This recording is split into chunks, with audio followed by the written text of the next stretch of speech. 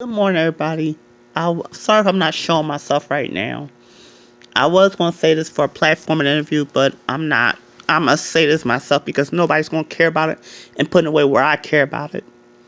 But there's a reason why I want to make this video. It's going to be part one. It's going to be called soft looking guys and nice looking guys of color. That don't look hard, that don't look tough. We're used as sex object, and we're always told get someone to take care of you and get someone to provide for you.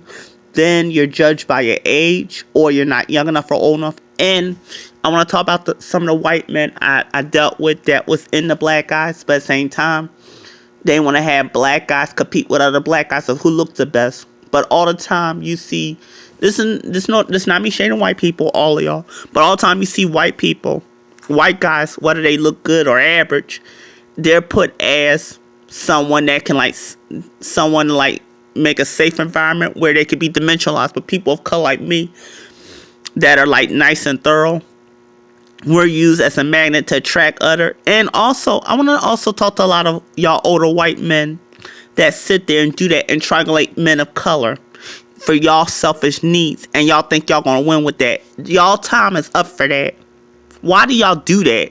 Y'all go around the world, turn people against each other, make people go against each other. You got us as black people that are of age and older that don't have much to show for because we think y'all ISIS colder. Y'all sometimes marginalize people and turn people against each other, and that needs to be called out. Why do y'all do that? Why? Answer me. Why is it that y'all want to always take the heat that if it's not, I'm not talking about every white person, but I want to talk about some of y'all that do that. Why is it to take the heat off of what y'all have done and still do? Y'all got good people of color turn against each other. Like, for instance, there was this guy I used to deal with, and I didn't know he kind of how do I put this, Delky?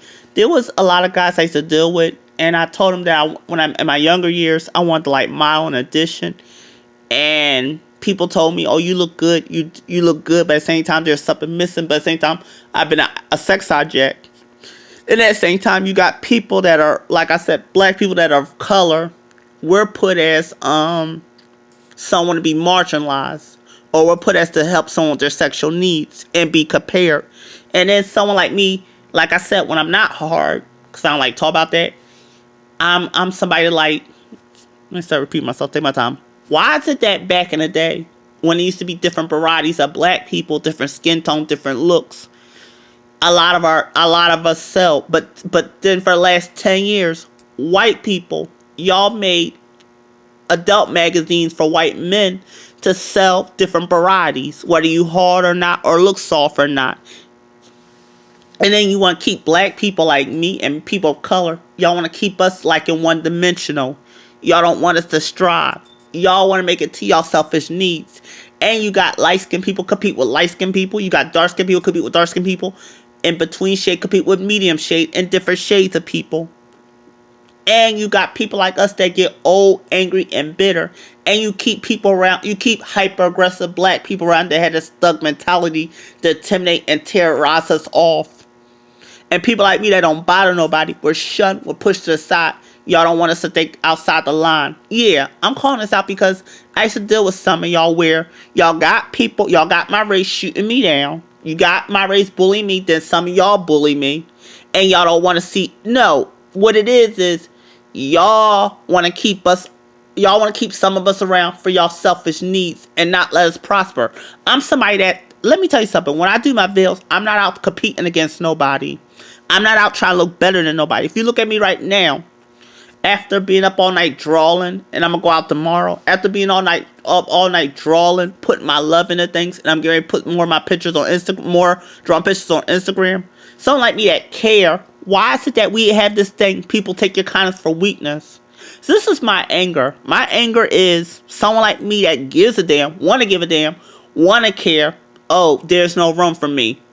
But at the same time, I never forgot, a long time ago, I was listening to a YouTube video, and some black guy was saying, where is the middle at? Where's the average at of the black community? And when I say middle average, I'm not talking about the average where what is normal. What he mean is what I mean. Let's look at the show Family Members.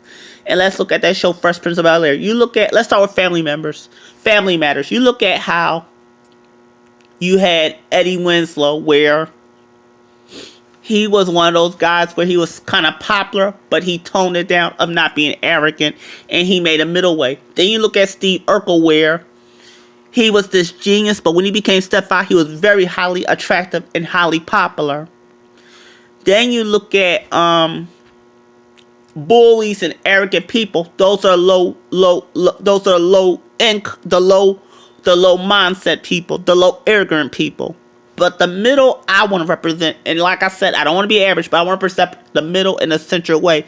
The middle I want to represent, you can think this, you can think outside the box, you can be different, you don't have to force your will on nobody, because I'm not out to force nobody will on people. But what I have dealt with is people I attracted that were older than me. They wanted me around for emotional abuse. They wanted me around to be a magnet to get the people they really want and to keep me around for whatever they want, but not care about what ideas I have. And black people, why are we trying to shoot each other down? Why is it that this go back to what I'm saying. You got Latinos that support other Latinos to some extent. You got whites that can support other whites till whites cut other whites off. And also to a lot of y'all whites that want to sneak, while we're looking at y'all ISIS always being cold, and sometimes it is, y'all days of always having the upper hand, that's getting tired. And that's why, like I said, this is going to be a part one, but this part one is someone like me. I don't mind keeping myself up, and I do that, but I don't want to become narcissistic. I don't want to become what I think I'm better than people. How about, like I said, when it comes to the arts I do, and when it comes to what I like doing, and also I want to be honest, the reason why I just said I like to work with different shades, even though I prefer white guys and I like that pink hose, but the reason why I kind of decide I want to work with like whites, because there's so many varieties of what y'all can do and be. When it comes to black people, there's no varieties, and you gotta be the Bambi or the Godzilla. And even when I was on Dan Tosh show, to answer your question about Dan Tosh show, what I didn't like about him is, and yes, y'all might say, well, be grateful that he paid your way coming and going, but he didn't give me a chance to understand that I want to start for free. And he was one of those people that was making fun of. See, what it was is I was going to a show and I know what I was getting myself into, because no offense, I'm not a fan of him, and I'm not saying he's a mean person. I don't know who he is, but he was very arrogant. And Howard Stern, if you get this video, someone like you, even though I gotta look at you how you got far by putting people down and by making fun of people handicapped, you think you're gonna get away with that. And Gallus McGannell, someone like you that I don't know you or care for you, y'all kept saying, come to New York, and not tell me what part of New York you in, and y'all just go give me 800. See, a lot of people like y'all. See, this is what I'm coming at. I'm not coming at y'all everyday white people. I'm coming at white people that want to always have blacks go against black people and just look at us for our outside. And you got blacks that shoot each other down and emotionally abuse each other. You got blacks you got black women that be emotionally abusive, and people are scared of black women. You got black men that be emotionally abusive. And then y'all want to talk about why Black Lives Matter. How should it matter? And I'm not trying to say put my will of my fetch. That's another story. And that's another thing I'm angry at. Y'all look at my gay. Y'all don't ask not once about my plays, my soaps, my arts. You're just looking at I'm gay, I'm black, and why this. And I'm tired of that. I'm a person too with different needs. I'm tired of always being somebody most of my life where I had to deal with not fitting in. And then when I did be around friends, change this, get in trouble, do that, something wrong with you. Even as my adulthood, I'm still dealing with that. But my beef is someone like me. Why is it that I'm used as a part to like draw the people they want, but I'm not enough for people, and people don't look at other avenues of me? And also white, and to some of y'all as white people, not all y'all that got blacks, people, us going against each other, we need to start calling out, because y'all gotta stop triangulating people. And black people that take advantage of other black people, that's gotta stop too. But again, like I said, going back to what I'm saying, why is it that as a guy of color, when I see another good looking guy, why can't we both be neutral and be individuals and agree and disagree and compromise? Why is it that I gotta compete with you? You got white people all the time, and even Asians. Y'all got Asians that can be neutral. But why is it that as black people, we gotta compete with each other all the time and it's celebrated? You look at a lot of us on YouTube where we get in other people's business and spread a misinformation that could be true or not. but it had nothing to do with us surviving in a business way, in a way like it's okay. We look out for each other. We neutralize. Why is it that I gotta be judged? I'm gonna make a part 2 to this.